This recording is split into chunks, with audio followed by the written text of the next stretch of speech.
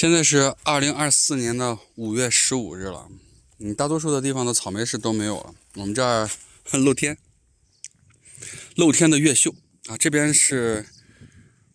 盆栽的蒙特瑞，蒙特瑞刚种下，现在苗还没长大，等着6月份以后再开始结果。今天重点说一下是越秀，这是露天种植的越秀，到现在它们有走茎，也有果子。果子之前已经摘过一批了，现在这个算是2茬果吧，有大有小的。这个说实话没有施过任何的肥料，就是纯靠地里。看，现在这个果子已经熟成这样，听这声音，非常的硬啊。这是在膨果的，还比较大的，这也是比较大的，还在膨果的。这一颗都已经红成这个样子，那理论上它已经有9分熟了，咱就不说10成，9分熟。听听它的声音啊，非常的硬。我咬一口听听，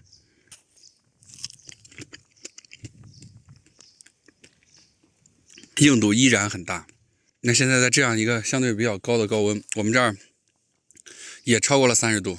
所以用事实说话，越秀在这样一个季节，温度比较高的时候，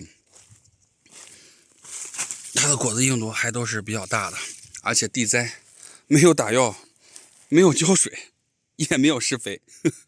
就是靠着雨水和原来地里面这些原始的营养长成这个样子。简单说一下越秀吧，越秀也是宁波农科院的一款红色草莓品种，它算是中晚熟的品种，硬度比较大，这是它的一个比较显著的特点，抗病性强，耐热，所以这个是在我们相对的高温地区，比如说两广呀，或者是福建呀，包括海南地区可以种的。它的果子一般也是锥形，但是比较明显的是它的果头没有特别尖，或者说大多数都是这样一个平平的头，比像红颜张姬那个果尖部位特别尖的感觉少一些啊。像这样也是啊，就是这样一个果子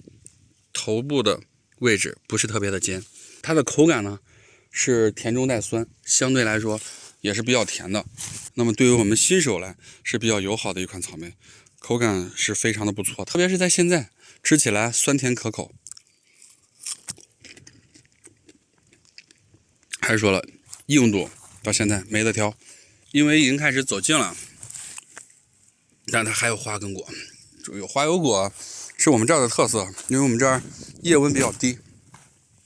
这我们种的蒙特瑞刚刚开始长起来，这是在4月10几号定植的，别人定植的是种苗，我们在4月10几号定植的是这样的生产苗。好，那就意味着我们到6月底的时候就会有大量的蒙特瑞开始上市了。就是今天关于越秀的简单介绍。如果喜欢草莓，如果喜欢种草莓，请关注跟草莓死磕到底的守夜人飞宇。今天的视频就到这儿。